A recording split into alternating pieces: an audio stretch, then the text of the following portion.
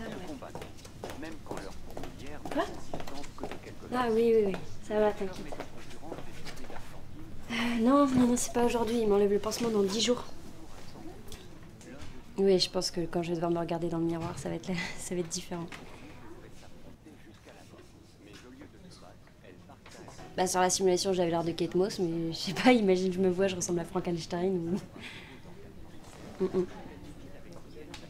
Mais attends, un peu que ça fait mal, je me suis quand même fait péter le nez à coups de burin, donc... Attends 2 secondes. Qu'est-ce que t'as? Tu veux ma photo?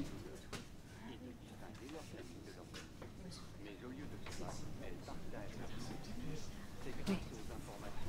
Il y a des dingues dans cette photo, je te jure.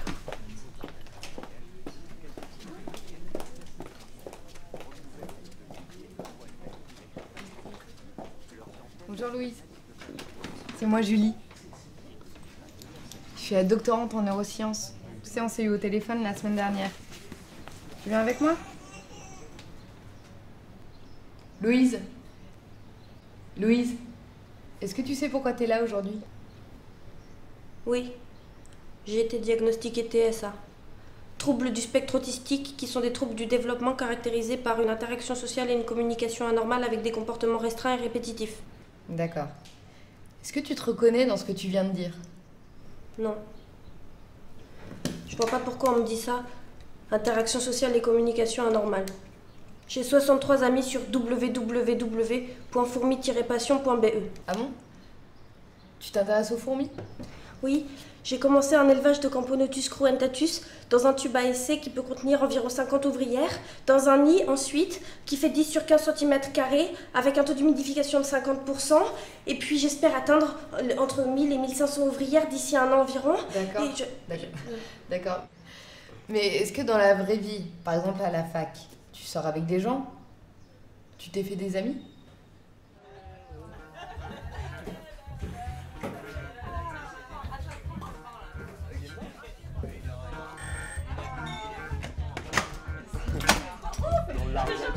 Ah, Louise, c'est toi?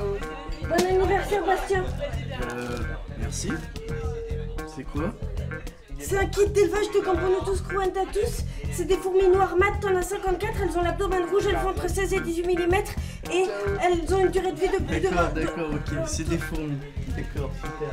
Bah je vais poser ça là, hein, puis je viendrai le chercher plus tard. Bah rentre. Dans le larvage. Il est mort?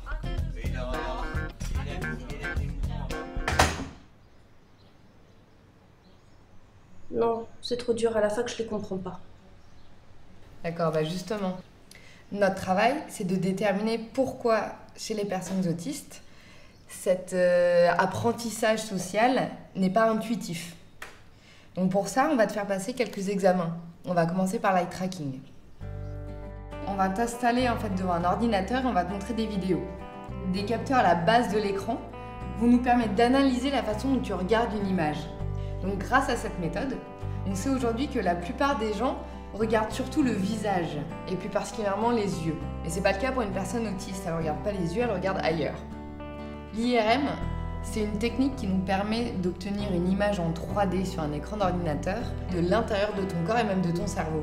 On pense qu'il y a une zone précise du cerveau, appelée STS, qui s'occupe du traitement des informations sociales, comme les expressions du visage des gens. Et on s'est rendu compte que chez les autistes, en fait, cette région elle fonctionne moins bien. Ce qui explique que pour eux, c'est très difficile de comprendre ce que signifient les réactions d'une autre personne. Et chez moi alors?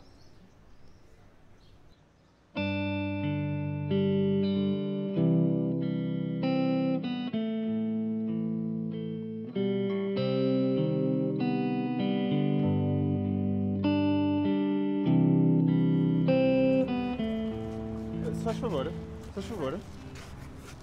Uma fotografia.